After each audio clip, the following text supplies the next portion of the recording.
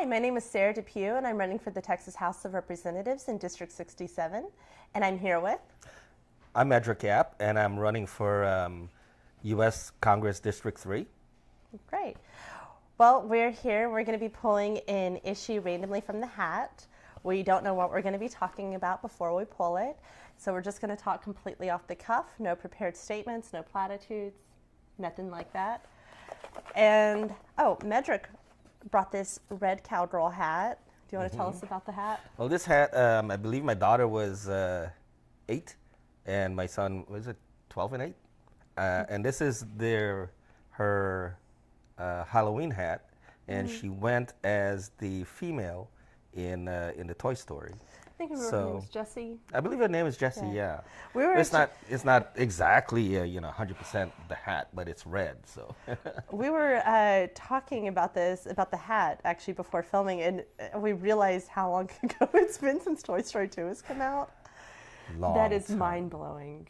Long time, almost a lifetime, a quarter of a century.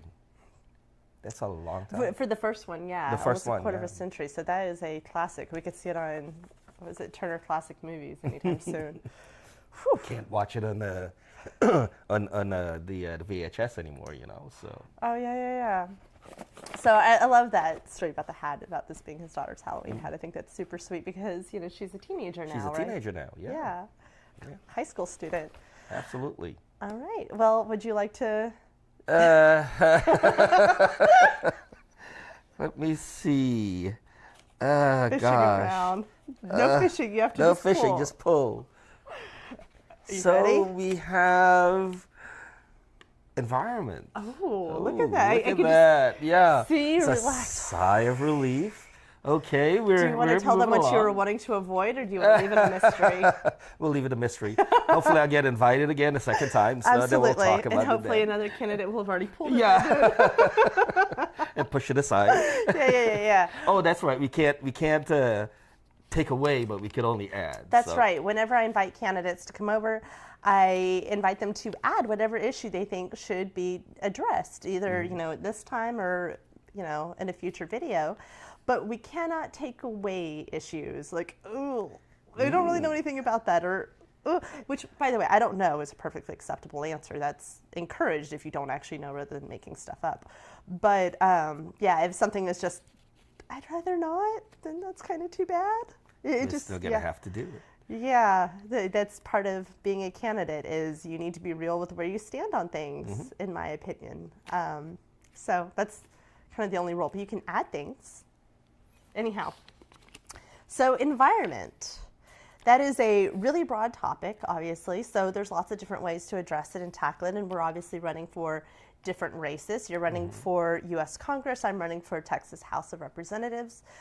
But there are some, pretty similar things that we can do, just on different levels. Right. But I think there's not a big shift in the policies because a lot of the federal environment policies are done by the, EPA. So right, and the state also have their EPA offices as well. Right, so I mean, I think it's all interrelated anyway because even though within the congressional we're dealing with the entire country, it's still for you a state's a very large entity as well, and irrespective of how we approach it, we still have to take into consideration the health aspect of it. We have to take into consideration the weather aspect of it. So we'll still have to talk about climate change, Well, so let's start there with climate change, if you would like. Absolutely. Is it real? I believe so. I'm 100% saying yes. I'm hesitant to say, hey, yeah, because I remember when I was younger, a teenager, we used to talk about, not necessarily in terms of climate change, but in terms of the ozone layer being expanding over the Antarctic Circle. And that may not necessarily be today's climate change, but it's certainly maybe part and parcel, or perhaps the precursor of what we know today as climate change. So the hesitancy comes not because the science is not real. The science is absolutely 100,000 million% real. So, I shouldn't be hesitant, but I'm still hesitant. And I'll take that. I'll keep that hesitancy with, with a grain of salt, if you will. Duly noted on that. Yeah, I'm very comfortable saying that climate change is a real issue. It is a real phenomenon. It is, I'm completely convinced by the science behind it, and it's something that we have to take very serious. And we have to take our rising water levels very seriously. We have to take more extreme weather events very seriously, without a doubt. So there, as we mentioned with the environment being a really broad subject, there's so many different elements that are pretty grave and have real impacts on people. And so that's just one aspect of it. When I think about it with the scope of Texas in my mind, I think of the quality of our air and water, Absolutely. What's in our food, what chemicals have come in contact with things that we're ingesting on a regular basis. So I very much think about it through that lens. Now, as a legislator, I wouldn't have a whole lot of say in, the lawsuits brought by the state, but I'd really love to see the state of Texas spend less time challenging the federal government in court for EPA regulations about how much mercury we can have in our water, about Right. the lead content of our air. Can we agree that those are bad and we don't need Yes. to be fighting to have more than the federal, allowed amounts, or federal, Right. what those regulations are set at. Right. I don't really know why we're having that battle. And we shouldn't. And I think that excuse me, we probably need a stronger EPA on the national level. And perhaps I would even flip that around and say we need to have a stronger EPA offices locally as opposed to nationally, and have the national EPA be utilized as a guide. The reason why is because even though I'm running for office, I'm still going to be living here in Texas. Sure. And it's not like we can disengage, Texas air from Washington D.C.'s air. It's all interrelated and interconnected. As far as global climate change, and this is probably the most apropos time for this topic to come up, because we just came off of Hurricane Harvey. We just came off of a massive earthquake in Mexico, and they themselves had a hurricane. There's another hurricane that is currently in the Caribbean as well, albeit a tropical storm, if you will, because it's only a Hurricane 1 as opposed to 5 or 4 that hit Florida recently. If you go look at the research, if you go look at what's being said, everything that the scientists are saying actually did occur. The flooding, the increase in the environmental heat index, all of these things are now coming to bear. So I may say or attempt to take the luxury of saying I'm hesitant to say this, but we're feeling it as we go along. The Texas air, when we look at it from a health perspective, the type of respiratory illnesses that we see in our children, Yes. the interaction between and we can't say, oh, kids, stop breathing, wait 5 minutes and then continue breathing until this smog or whatever passes. Yeah. Or it's I'd really continuous. like my child to have clean air, but I don't want to violate the liberty of this particular business who's acting like a bad actor in our community. That doesn't really make a whole lot of sense make to a whole me. lot of difference. Even if you look at the businesses, corporate citizenship. I have to stop doing those air quotations. What about their corporate citizenship? If they're continuously polluting and polluting without any kind of action against them. Well, any real action, because a lot of the action has been pretty toothless. Right. And I can't recite the numbers off the top of my head. I'd be happy to post them if anybody would like to see them, but about how much on average a company's charge for, every 10,000 tons of various pollutants Yeah. that they dump into the air that exceed the already agreed upon Exactly. amounts, so that's definitely problematic because it's considered just a cost of doing Right. business. And so, and I don't know if you know this, because you're here local, right? Mm-hmm. You're relatively close. It was only just over the summer that the Collin County area, and I think Plano specifically, started meeting the federal requirements for lead in our air. Right. You saw that? I saw that. The lead quality, today, the water that we drink, I saw 4 years ago a report on the Wiley water.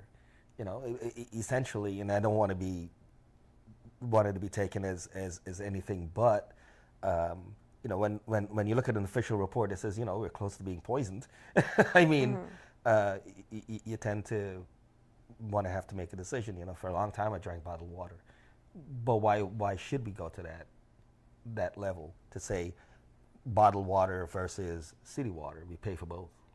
Yeah, and I'd read recently that there's some 65 communities here in Texas where the residents don't have access to water that is fit for their consumption, where you're not supposed to eat the fish that come out of it. Yeah, you're not supposed to eat the fish. You're not supposed to drink it or bathe in it or anything like that. And that's just crazy because, obviously water is essential to our everyday life. Like, especially whenever you have a baby in your home, you really think about.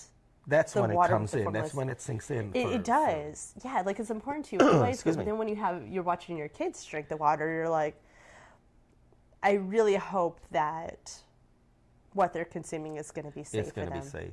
Yeah, it weighs on you heavily. And so I know I think about that for those communities who, it actually makes me a little bit emotional, to be completely frank, of kind of the helplessness, especially if you don't have a lot of resources to go. What other choice do we have? What other choice do they have? Flint, Michigan being the example. They've been poisoned 4 years now. Yeah, and there are 1,000 or more Flints across the United States. And across the country. And it's, I don't want to say a simplistic statement as we could do better than this. We should be doing better than this. Even if we can't get the simple things done right, we can't take care of the big things. So absolutely, completely agree. Right. The air that we breathe. I used to travel a lot, in the course of my employment. And I would leave the state, conduct business and come back. Everything is fine until I come down, step out of the plane, step into the airport, and step outside, and all of a sudden, all of these things, the congestion and all of this stuff come back in. When I'm not in the state, there's a little bit of. Now, is that like an allergy thing, or is that so at first I thought it was an allergy thing. Right. Well, it's weird, right? Because if I'm suffering from allergies, you would expect me to suffer from allergies if I'm saying Florida. Well, I think that they're different. or someplace else, but you can feel that. You could feel the difference in the quality of the air depending on where you are. Is my point. And yes, I do suffer from allergies here in the state of Texas, but again, pollen count, all comes into the air quality that we're talking about. So when you talk about air quality and water quality and so forth, if you just want to be cold and by the numbers about it, if you want to rein in the cost of healthcare, making our environment more healthy might be a way of bringing that down. Now, it's not the whole package, but having fewer kids with asthma will definitely help out, for example. Or other respiratory issues, allergies, exposure to lead, so forth. Like lead. All these environmental factors, those are going to exacerbate issues, or they're going to even potentially develop issues that they wouldn't have had otherwise. And so if we can, or let's not even get into exposure to different carcinogens in our soil. God, there's a news story here recently about a contamination here in Plano, just a few blocks away from where we are right now. And there's concern about whether or not our soil and the topsoil, is good to grow things in it and then consume it, because we can now be exposed to carcinogens from this spill. From the spill, Yeah, so that's kind of concerning. And we don't really know how long it's been there. At least I don't know. I mean, I'm sure it was in the news article, but it didn't just happen. It didn't just happen. No, it was found. Right. It's been around for a while, right? So you have the whole chemical breakdown processes and all that stuff. The half-life, supposedly, going back to my days of liberal education, chemistry. But I think it's important that whenever a family is harmed, that they have real recourse. And I'm concerned about things that the legislators have done to make it harder to sue if you have an injury, or if you're just concerned and you don't want fracking in your community, for example. If you're like Denton County and you don't want fracking, but yet the state, writes a bill specifically to override your local control. I think that's very problematic because I think that people in a community should be able to make those decisions. Say, hey, we don't feel safe about this. We don't feel good about this. We don't want it here. Find a community that does. That's not here. And to override that, I think, was really disheartening, really problematic. And so you block the community's ability to defend themselves before there's a harm, and then if there is a harm, you limit their ability to seek recourse. To seek recourse, right? Yeah. So, what are they supposed to do? What is the actual available options for people? And going back to your previous statement on healthcare, and not to get off the environment, but we have this big debate on. But they're connected, yeah. Right, and they're connected. How do we reduce the cost of healthcare? Prevention is always worth a ton of cure, and if we're attempting to rein in costs, then one of the things that we have to do is to work in a program of prevention, and that also means if the community finds that these things are harmful to them, we should listen to them. Yeah. I mean, it's that simple. I agree. Right? I think it's limiting their ability to basic self-defense. I say this several times, but there's a lot more danger out there than you can point a gun at. Exactly. Not that I'm saying anything bad about guns, but we have to have a broader view of self-defense. A much more broader view. It's funny because, and I apologize, because no, you're good. I read something about Hurricane Irma, where a mayor supposedly was saying, "Don't shoot at the hurricane." Yes. You can't shoot everything, right? So I mean, shooting everything is not the going to be the cure. What were they actually wanting to do with that? I didn't really understand that. If you guys know what they were wanting to do, shooting at the hurricane, let me know. That's a good one. I'm genuinely I want to say concerned. That's a word that keeps trying to jump out of my mouth. I don't mean that. I mean curious / concerned. Yeah, both, But at least we didn't try to shoot Harvey that we know of. If it wasn't in the news. But so, in a broad sense, kind of what would be your priority as a congressman in Washington, D.C., representing U.S. Congressional District 3 here in North Texas, when it comes to the environment? What would you want to see? I think what I would like to see is the resurgence of the EPA, right? I would like to have a strong EPA. I'd like to see the research, the research continue in a much faster pace when it comes to studying the climate change, when it comes to studying not just climate change, but the impact on the environmental health, the health on the environment itself, the environmental dangers to us as human beings and citizens, and determine a plan of action that would benefit us, right? If we have to go back into the Paris Accord, if we have to re-engage the world with climate change, absolutely 100%. Yeah, I'm not running for that race, but I'm feeling that for sure. Now, some people say that the EPA is very bureaucratic and not terribly effective and so forth, and there might be some legitimacy to that. So I'm definitely not opposed. Again, not my race. Sorry, I'm speaking for you. No, and that's fine. But that is something that I think is fair to address if that's indeed the case. To look into it. I do believe so. I'm not saying that the EPA is the most efficient agency or entity in the planet, but we can get there, and that's the point. And the EPA in conjunction with, let's say, NASA, those, you look at the wonderful pictures, if you could say it's wonderful, of the hurricanes, right? And we study the way that the hurricane impacts the weather impacts the hurricane, where it tells which direction it goes to. So we have to bring about not just a strong EPA. The strong EPA is the center, but all the other agencies must come into play, right? The public health, Surgeon General, if you have to, CDC, all of it coming in order to get us to develop, for us, a good system.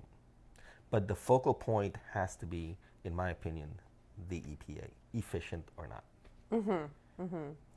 On the state level, I talked about the 65 communities that have their problems with water, but, whenever you look at overall water contaminants, Texas tends to rank in the top 5 worst, performing states as far as how our pollutants are in the water, as far as having safe drinking water and so forth. We don't really perform that well. So I'd really like to see that change, because I love Texas. I think everyone who's born here has this really hard to explain zeal for this state. And, it seems crazy to me, because it's such a beautiful state, for us to not treat it as such and treat it with pride. And I think we should be a real leader in preserving, our air and water quality. That seems like a no-brainer to me. I think that's just good for the citizens, and that just shows our pride in our state. We should be a leader in this. So there's a couple different ways to approach that. One is, which I believe actually, in having more rigorous standards than what the federal government currently, requires of us, to show that initiative, show this as a priority in protecting our land and air.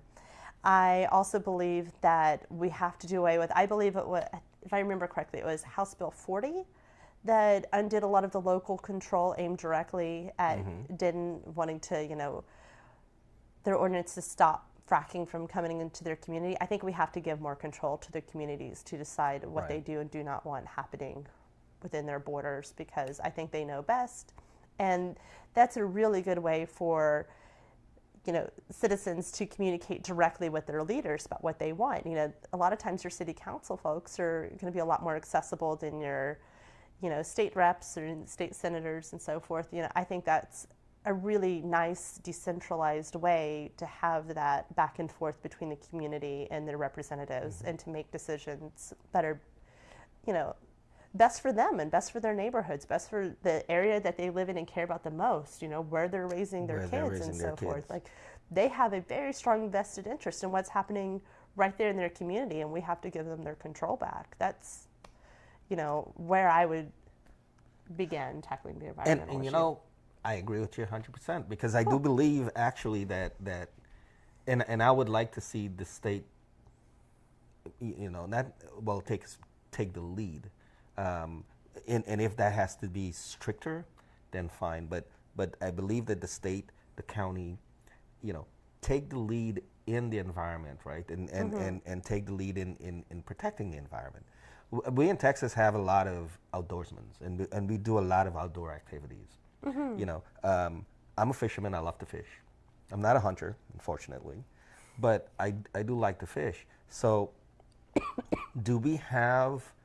And I'm not sure about it. I just go out, do some recreation fishing and stuff like that. But if you see something out there, do we really have a place that we could actually call and say, hey, look, there's fish floating around here. And it's abnormal. It's not, you can't. So as we go out there, we can become the eyes and ears, and then you can report that stuff as you see. Yeah, you can report that. Then if it's just somebody threw something in there, or is it something actually medium term, long term, all of these things we can actually gain a lot of data from it, and that will go a long way in protecting what we love to do best, right? Fishing. We don't want to overfish too much and that sort of thing. And again, we can it might be a little difficult for the air, but wetlands we have to protect and all these things, your hunting lands and stuff like that. Well, and we can report those things that we see now, but I think that, one thing that's really important to note in all of these conversations we have, whether it's about healthcare and environment or, whatever it is we're talking about, there's also the personal responsibility level that we have to talk about, which Right. is making sure that we're being responsible consumers, responsible in how we use energy and, gasoline, like that we also do our part to reduce, our carbon footprint on the world. I am not as good about that as I would really like to be honest. Like there's Right. lots of things that I can do. Like I do some, like I am somewhat mindful of it, but I don't show the full commitment of it that maybe I'm asking of our business leaders. And so maybe this is an opportunity to really kind of think about that on my end and up my game and do more. Absolutely. How about you? We also, I'm in the same boat with you, and of the same mind. We tend to, a lot of times, look in a different direction. That's true. In sometimes we have to look inward and be a little bit more responsible. But having said that, I mean, we still have to hold the polluters and the businesses accountable at some level. That's certainly true too. And we just can't shuck off all the We can't shuck off all responsibility. exactly. Yeah, we're all supposed to be good stewards, And that's yes. going to be our business community, us as individuals and families, and Sportsmen. yeah. And I'm really proud of Plano. Like I live in Plano, and we do a ton. Like the city, I say we. I'm taking, credit here that it's not really due, but the city does so much to encourage more green living. So, I want to really praise Plano's efforts on that. I've lived in several cities here in Texas, and I've never seen an effort quite like how I have in Plano. So, go Plano! Yay! Really proud to live here. So, Well, I think you're a little ahead of Wiley, but I think that we absolutely can do a lot more, but it takes leadership too. And it also takes knowledge and education, right? So so let's say as an experiment. I think I hear one of the kiddos wake up. I'm Do we talking need too to? loud. Do we need to bring it down a little? Okay. But taking Sweet husband taking care of it. taking What taking about into you? consideration what can we do, to lower our footprint personally. Is it the making our own electricity? Is it Obviously investing in solar panels, if that's something you are able to do, which most people are not able to do. So that's just, if you're able, that's a good thing. But, using DART when you can. And that was actually another thought that I had, really simple thing, connecting these other subjects in a way that'll help. Is dealing with our transportation issues and some of the infrastructure and getting some of the commuters off the road by expanding public transportation access to it, especially when you take into account our growing population and what our projected growth looks like over the next 15 years. But then kind of imagining what the population growth is going to look like in 15 years after that, and try to get more people off the roads and, onto a commuter rail of some kind. And I think that helps out with a lot of different issues, not just this, but bringing down emissions right? is going to be a powerful tool. And that's kind of something that the communities, on the county level, on the state level, and federal level can all work in concert together to help get commuters off the highways. Right. So building more highways is not the answer, right? I mean, or wider highway, wider and wider and bigger and Well, you know. to a point, like we do actually need more highways, but We need we more can't rely roads, on just. but we can't rely totally on. No, that's going to be a fool's errand to try to you keep have up like with a that. 20-story freeway, Yeah, right. What is that going to look like in How's that 50 gonna look? years? Yeah. That doesn't even make sense. We're going to straight up run out of places to put, To put the roads. the roads. Never mind like how expensive it's going to be to not get in front of this issue. And I actually did a video with Danielle Pallett last week about this. I don't want to go too much into that, but I think that's another thing that we can do to affect the environment. So, and sadly the thing I can do to probably help the environment is maybe to eat, a little less meat, or maybe be more cautious about where I buy my meat, like buy my beef from local ranchers or something, instead of, meat that has to be shipped in from afar, and these, anyhow, there's things every that we little could bit do. helps, and it's funny how this one's topic, the environment, took us to healthcare and transportation, and it's broadening. I tend to think actually all issues do that. I think all issues are not all. Okay, most issues are connected in these really obvious ways if you spend a moment just discussing them. So. Anyhow, I guess I'm kind of tapped out on this one. Maybe maybe we'll hear more about environment a little bit in other videos. But I think that you get a gist of where I stand on it. If you have any questions, definitely feel free to contact me. How about you, Medrick? Is there anything left you want to say about the environment? I think we're good. If you have any questions also regarding my race, contact me, or you can contact Sarah. I'm sure she'll I'll be able to direct you to Medrick. direct you to me. But this was fun, and great. I could say a lot more about the environment, but going back to the transportation deal. I keep crossing my legs, which means they can see my bright shiny knee. I'm wearing shorts. I'm sorry. It's my house. Sorry, go ahead. But the whole transportation is all public. I mean, it could be public-private. It's also national, state partnership that could be explored. Yeah, there's lots of different relationships. And there's a lot of different relationships that could be built on it. All geared towards lowering the footprint and improving the environment. So, yeah, I think that's there's good. no magic bullet. It's got to be a collection of different things, both, from the government end, from the business end, and from the individual end. Absolutely, we all have to do our part. So, thank you so much for coming to talk to me. I really appreciate that.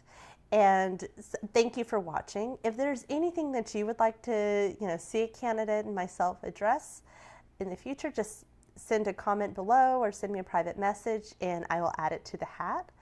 Thank you very much and take care. Bye. Bye.